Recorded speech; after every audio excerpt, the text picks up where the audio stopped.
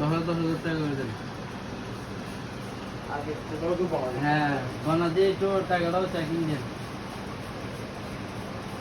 এই চেকিং ভাই জিম্মেদার। ভাই এদিকে দেখাও।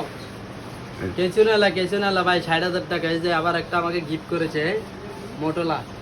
ওই দিন 28,000 টাকা দিয়েছে, আজকে আবার ওই যে ফয়সাল ভাই বলতেছে দেখো 60,000। অনেক টাকা নিয়ে গেছে। দেখো আমরা ওখানে যাই, আবার একটা বানাবো না ভাই। ফয়সাল ভাই কত এখানে? 60 না? 60,000 টাকা দেখছো?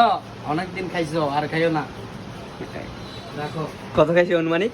খাইছে তো ভাই, আরো আমি 50, 60, 70,000 টাকার মতো পাবো। আমার 2 লাখ টাকার মতো আদাইছে। জায়গা সম্পদ যা আছে সব খাইয়া লাইছে।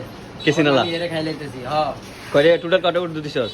এই যে ওই দিন দিছি 30,000 টাকা, হ্যাঁ আর আজকে হচ্ছে আপনার 60,000 টাকা, 90,000 টাকা টোটাল।